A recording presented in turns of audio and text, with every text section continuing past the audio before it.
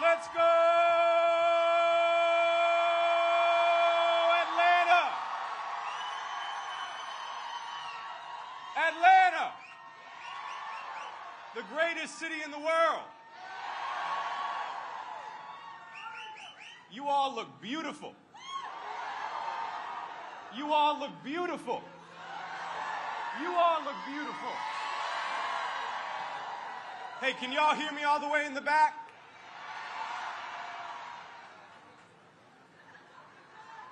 Atlanta, in just a few moments, joining you will be the next President of the United States, Kamala Harris. Atlanta, say vote. Say vote. Say vote.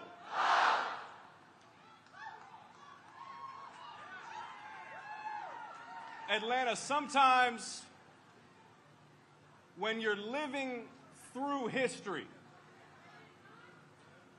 it can be easy to miss the magnitude of the moment. We're all head down in our phones, we're living hour to hour, doing what we can. It's easy to miss the magnitude of the moment. But Atlanta, by being here today in this place, doing this thing, at this pivotal moment in the history of our republic, you are not just living through history, you are shaping history, Atlanta.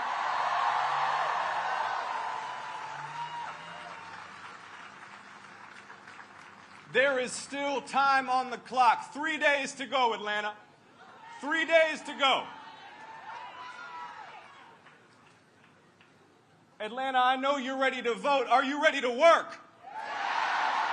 There are still voters to talk to. There are still doors to knock on. There are still phone calls to be made, Atlanta. Atlanta, are you ready to work?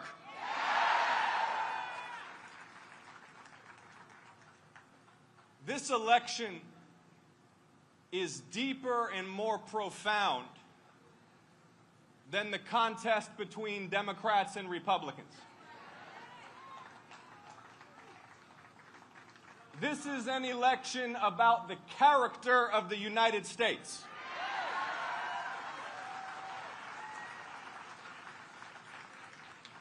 This is an election about the character of the President of the United States. And Atlanta, Donald Trump is unfit to be President of the United States.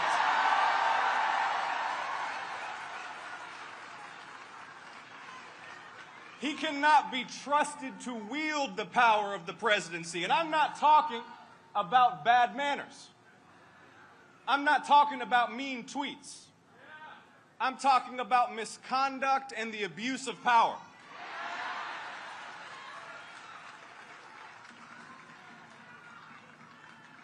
He tried to throw out your votes. You all remember the phone call? You remember the phone call where the sitting President of the United States, after you all defeated him in the state of Georgia, you all defeated him in the state of Georgia, and you'll defeat him again in the state of Georgia. But defeated, the will of the people having been that he should leave office, Donald Trump wanted to refuse. So he called up our state's senior election officials. You remember the phone call. He threatened them. He badgered them to, quote, find him the votes that he needed to win in a state that he had lost. Atlanta, he tried to throw out your votes.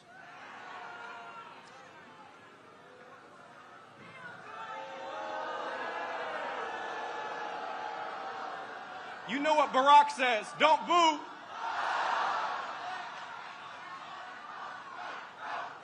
There you go.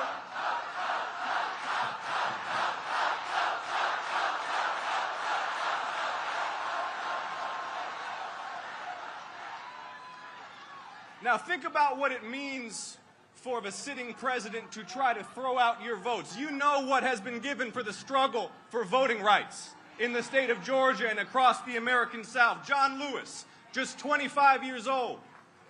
500 strong, they marched down Highway 80 from Selma to Montgomery into a wall of state troopers, billy clubs, and tear gas. Congressman Lewis and Amelia Boynton and dozens more were beaten unconscious. They broke his skull for daring to demand the right to vote. They risked their lives fighting for a future where every eligible citizen could participate in deciding who leads and represents us. This is the cradle of the civil rights movement. This is the greatest city in the world.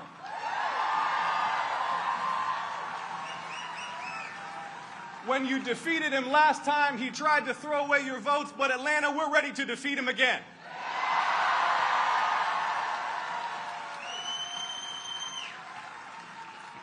Now, the contrast in this election, it could not be clearer.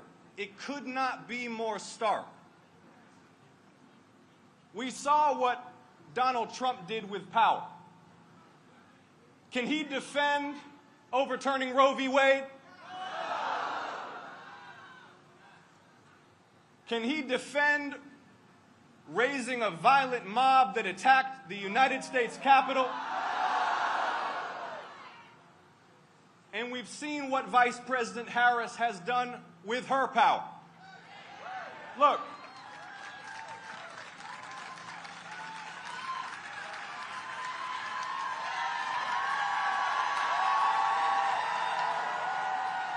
Atlanta, if you've ever doubted that elections have consequences, go ask the little girl in South Georgia whose daddy has to drive her to the McDonald's to get Wi-Fi so she can do her homework because there's no high-speed internet. This vice president helped champion the passage of an infrastructure law that's expanding high-speed internet across the state of Georgia. That matters. If you've ever doubted that elections have consequences, ask families whose children have been drinking poison water brought to them through lead pipes in their schools for decades. This vice president championed a law to pull those lead pipes out so every child in the state of Georgia has safe, clean, healthy drinking water.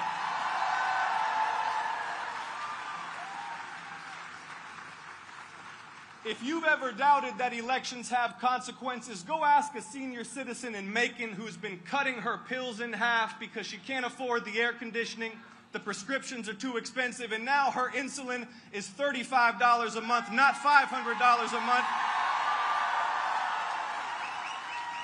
Vice President Harris cast the deciding vote. Elections have consequences, Georgia. Your vote matters. You've proven it again and again.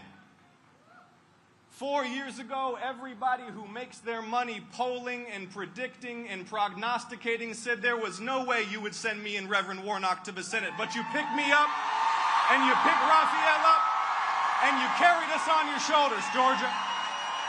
You made that happen.